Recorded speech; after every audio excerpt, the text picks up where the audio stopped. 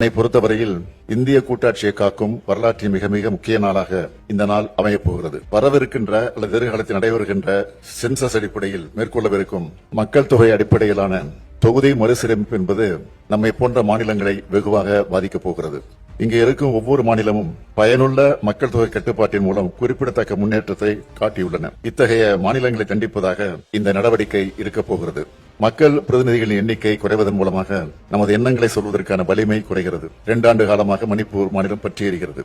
அதனால் நீதிக்கான அவர்களின் குரல்கள் புறக்கணிக்கப்படுகின்றன. ஏனென்றால் நாட்டின் கவனத்தை ஈர்க்க அவர்களுக்கு அரசியல் வலிமை இல்லை. எனவே நாடாளுமன்ற தொகுதிகளின் எண்ணிக்கை குறைவது அல்லது நமது பிரதிநிதித்துவம் குறைவது என்பதை நம்முடைய அரசியல் வலிமையை குறைப்பதாகத்தான் பார்க்க வேண்டும். இது வெறும் எண்ணிக்கையை பற்றியது மட்டுமல்ல, இது நமது அதிகாரம், நமது உரிமைகள் மற்றும் நமது எதிர்காலத்தின் நலன்களை பற்றியது. பிரதிநிதித்துவம் குறைந்து வருவதால் நமது மாநிலங்கள் நமக்கு தேவையான நிதியை பெறுவதற்கு கூட போராட வேண்டி வரும். நமது விருப்பமில்லாமல் நமக்கான சட்டங்கள் வடிவமைக்கப்படும். நமது மக்களை பாதிக்கும் முடிவுகள் நம்மை அறியாதவர்களால் எடுக்கப்படும். பெண்கள் அதிகாரம் அடைவதில் பின்னடைவுகளை சந்திப்பார்கள். மாணவர்கள் முக்கிய வாய்ப்புகளை இழப்பார்கள். உழவர்கள் ஆதரவின்றி பின்தங்குவார்கள். நமது பண்பாடு, அடையாளம் மற்றும் முன்னேற்றம் ஆபத்தை சந்திக்கும். காலங்காலமாக நாம் போற்றி பாதுகாத்து வரும் சமூக நீதி பாதிக்கப்படும். குறிப்பாக பட்டியலின பழங்குடி மக்கள் அதிகம் பாதிக்கப்படுவார்கள். தொகுதியில் எண்ணிக்கை குறைத்து அதை அனுமதித்தாலோ அல்லது நமது மாநில பிரதிநிதித்துவத்தை குறைக்க அனுமதித்தாலோ நம் சொந்த நாட்டில் நாமே அரசியல் அதிகாரம் இழந்த குடிமக்களாக மாறும் அபாயம் ஏற்படும். எனவேதான் தொகுதி மறுசீரமைப்பு விவகாரத்தை சாதாரணமாக கருதக்கூடாது என்று சொல்கிறேன். இன்னொன்றை நான் தெளிவாக சொல்கிறேன்.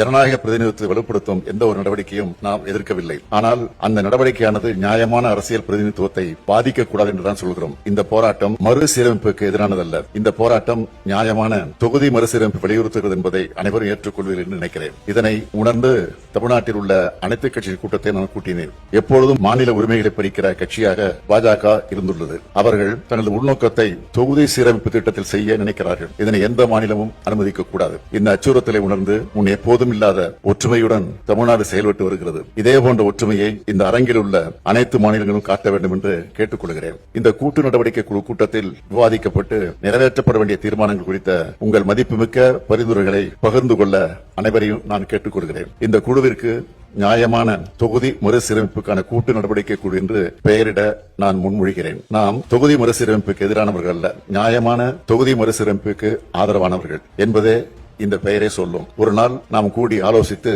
தீர்மானம் நிறைவேற்றுவது மட்டுமே இந்த போராட்டம் முடிவடைந்துள்ளது. உரிமையை நிலைநாட்டிட தொடர் நடவடிக்கை மேற்கொள்ள வேண்டியது மிக அவசியம். ஒன்றிய அரசை வலியுறுத்துவது ஒரு பக்கமும், இன்னொரு பக்கம் இது குறித்து மக்களிடம் விளக்கிட, மக்களிடையே விழிப்புணர்வு ஏற்படுத்திட இந்த கூட்டு நடவடிக்கை குழு மிக அவசியம் என்றே கருதுகிறேன். எந்த சூழலிலும் நமது பிரதிநிதித்துவம் குறையக்கூடாது, குறைய விடக்கூடாது என்ற உறுதியோடு போராடுவோம். நியாயமான தொகுதி மறுசீரமைப்பு அடையும் வரை நாம் இணைந்து போராடுவோம்.